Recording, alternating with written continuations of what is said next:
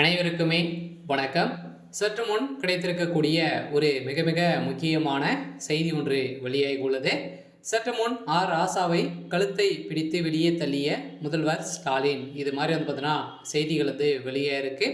So அனைவருமே பார்த்தீங்கன்னா இப்போ திமுக சமீப காலத்திலேருந்தே ஒரு மிகப்பெரிய பிரச்சனையாக தான் போயிட்டு இருக்கு இல்லையா, திமுக தலைமையகத்துக்கு மீண்டும் மீண்டும் பார்த்தீங்கன்னா முதல்வர் ஸ்டாலினுடைய தலையிற இடியாக தான் இருக்கக்கூடிய அளவுக்கு தான் இப்போ சம்பவம் மேலே சம்பவம் நடந்திருக்கு. அதனால் இப்போ செய்த ராசா அவர்கள் செய்த சம்பவத்தினால இப்போ அதிரடியாக பார்த்தீங்கன்னா ஸோ திமுகவுடைய தலைமையகத்திலிருந்து ஸோ கழுத்தை பிடித்து வெளியே தள்ள சொன்னதாக இப்போ செய்தி வெளியே இருக்கக்கூடிய நிலையில் தான் அப்படி என்ன ராசா அவர்கள் செய்திருக்காரு அப்படின்றது தான் எல்லாருடைய கேள்வியாகவே இருக்குது. ஸோ இருந்தாலுமே ஏற்கனவே ஸோ திமுகவுக்குள்ள ஒரு மிகப்பெரிய சலசலப்புகள் இருந்திருக்கு. மீண்டும் ஒரு பூகம்பமே வெடிக்கக்கூடிய அளவுக்கு தான் இப்போ ஸோ நடந்திருக்கு. ஸோ இதை பற்றி இந்த வீடியோவில் ஸோ நம்ம பார்க்கலாம். ஸோ அதுக்கு முன்னாடி நம்ம சேனலுக்கு இப்போ தான் நீங்கள் முதல் முறையாக வந்திருக்கீங்க அப்படின்னா மறக்காமல் நம்மளுடைய சேனலை சப்ஸ்கிரைப் பண்ணி சப்போர்ட் பண்ணுங்கள். ஸோ வாங்க வீடியோக்குள்ளே போகலாம். ஸோ அதை பார்த்தீங்கன்னா ஸோ ராசா அவர்கள் பார்த்தீங்கன்னா ஏற்கனவே மத்திய அமைச்சராகவும் இருந்திருக்காரு. இதை தொடர்ந்து இப்போ திமுகவுடைய அமைச்சராக இருக்கார்.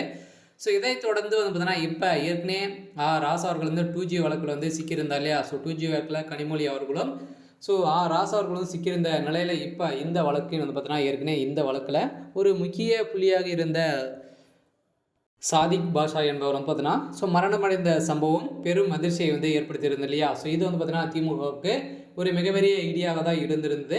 ஸோ இதன் அடிப்படையில் தான் மறைமுகமாக இந்த செய்தி வெளியிருக்கக்கூடிய ஸோ நிலையில் ஸோ இப்போ அவருடைய சாதிக் பாஷாவுடைய மனைவி ஸோ பிரதம மந்திரிக்கிட்டே பார்த்தீங்கன்னா ஸோ கொடுத்த மனுவின் அடிப்படையில் தான் இப்போ சொதரடியாக ராசா அவர்கள் இதில் வசமாக சிக்கியிருக்காரு. ஸோ அவர் கொடுத்த ராசா அவர்கள் ஸோ கொடுத்த வாக்குமூலத்தின் அடிப்படையில் ஸோ 2G வழக்கில் நிறைய கோடிகள் கொள்ளையடித்திருந்தாங்க. ஸோ இந்த கோடிகள் அனைத்துமே ஸோ முதல்வர் ஸ்டாலின் அவர்களுக்கு தான் போயிருக்கு அப்படின்ற மாதிரி இப்போ வெளியேறக்கூடிய தகவலின் அடிப்படையில் தான் இவர் பார்த்தீங்கன்னா ஒரு திமுகவுக்கு துரோகங்களை செய்திருக்க அப்படின்ற மாதிரி முதல்வர் ஸ்டாலின் அவர்கள் செய்த சம்பவத்தினால தான் இப்போ அதிரடியாக ஸோ ராசா அவர்கள் பார்த்தீங்கன்னா கழுத்தை பிடித்து வெளியே தள்ளியதாக இப்போ செய்தி வெளியாக இருக்குது. ஸோ அதனால் முதல்வர் ஸ்டாலின் அவர்கள் ஒரு மிகப்பெரிய சொதரடிய ஒரு செயல் தான் இறங்கியிருக்காரு.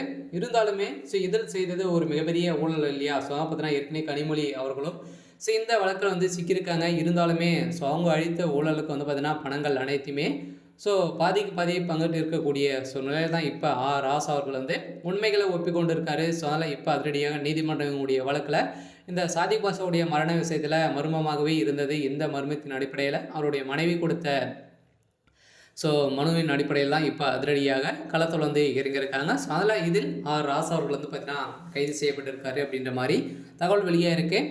சரி, ஓகே. ஸோ இன்றைக்கான அப்டேட் பார்த்தீங்கன்னா இதுதான். ஸோ மறக்காமல் நம்மளுடைய சேனலை சப்ஸ்கிரைப் பண்ணி சப்போர்ட் பண்ணுங்கள். தேங்க்யூ.